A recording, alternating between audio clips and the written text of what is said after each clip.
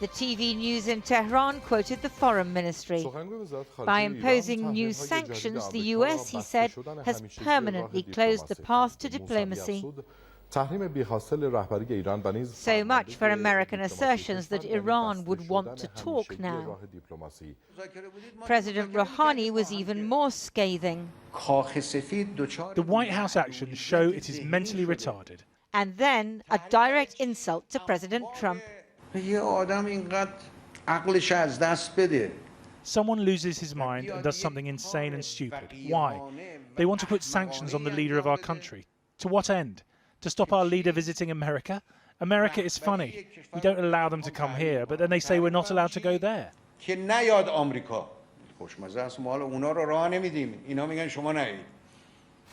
Those insults infuriated President Trump, who, having called off a missile strike at the weekend, exploded in a Twitter strike today. Any attack by Iran on anything American will be met by overwhelming force, he raged. In some areas, overwhelming will mean obliteration. Secretary of State Pompeo has been dispatched to the Gulf, where he told Crown Prince Sheikh Mohammed bin Zayed of the UAE that the US would like others to pay for any US warships sent to guard shipping lanes. Scarcely a sign of unstoppable resolve.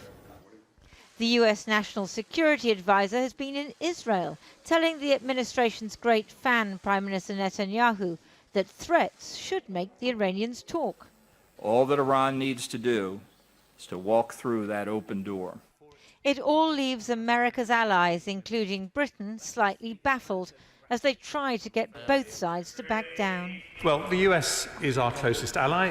We talk to them the whole time. We consider any requests that they say carefully, but I can't envisage any situation where they request or we agree to any moves to go to war. We're charting a path to stability and peace in the Middle East because great nations do not want to fight endless wars. They've been going on forever. Last week, President Trump praised his own foreign policy, but it's in trouble. They will be met with fire and fury like the world has never seen. He started his term by threatening and insulting the North Korean leader, then holding talks, then breaking them off, then doing nothing when Little Rocket Man failed to curtail his nuclear program. Yo autorizo a nuestra Fuerza Armada Nacional Bolivariana a responderle a Iván Duque con toda la fuerza y contundencia moral. Attempts to force the Venezuelan President Nicolas Maduro to step down have also failed, and Mr. Trump has reportedly lost interest. Now his policy of maximum pressure on Iran is faltering. And I withdrew the United States from the disasters, just a disaster, the disastrous Iran nuclear deal. Opponents say it's Mr. Trump's policy that is the disaster. His supporters may soon start to wonder if their man is, as they say in the South, all hat and no cattle.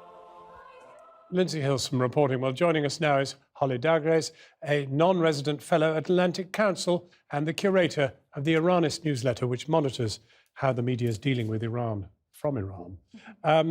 Now, how is the overall crisis playing in Iran, given that they were 10 minutes from being attacked? Well, right now, the Iranian government feels that it's in a position of power because they just shot down a U.S. drone that was worth $130 million. And for them, it was this brinkmanship, essentially, and this ability to push back on the Trump administration that they feel that they are right now in an area of power. And when the American president talks about the one consequence of any other incidents like this being obliteration, how does that go down in Iran? Has that word been used? Well, we've actually seen U.S. President Donald Trump tweet similar things about Iran in the past. And I think every time he tweets something like that, and where he essentially threatens the whole nation of Iran versus the Islamic Republic itself. I think this comment doesn't go down well with the Iranian people, because you have to remember that not everybody in the country thinks and acts and does the same thing. So for them, this is not just a threat of their sovereignty, but of their culture, their history, and their nation. And the man they call Mr. Moustache, who of course is John Bolton, who has actually basically been somewhere around a sort of pressure on Iran, really ever since this crisis began, well, as long ago as Reagan. Well, I think those of us who have been watching Iran for a while have been reading National Security Advisor John Bolton's op-eds over the years, where he literally calls for bombing Iran. And so the Iranians, I think from the get-go, have been watching Bolton carefully, and they very much see that this deterioration and pressure of sanctions on Iran is in part of his own doing. And they see him as part of what's making this confused Iran policy, because I think what's going on here is that President Trump wants a deal with Tehran, and he just wants a photo op and maybe a one-page paper that's signed. But with somebody like Bolton, he wants more. He doesn't want that. He wants actually an economic collapse that would essentially lead to a regime change. And when we hear, or when Iranians hear, that the present new sanctions are to target the supreme leader, I mean, one doesn't think that he's going to be starved of butter or whatever else is going into his kitchen. I mean, how do they take that? Well, it depends on who you're talking to. I think some people were amused by it, because not everybody is a fan of the supreme leader or their government. But I think for the most part, it's laughable, because, I mean, he doesn't have, Supreme Leader Ayatollah Ali Khamenei doesn't travel outside of Iran. He doesn't have a Swiss bank account. He doesn't do transactions with the U.S. or possibly in dollars that somebody could trace. So this was very much symbolic, and I would say, arguably for the 2020 elections.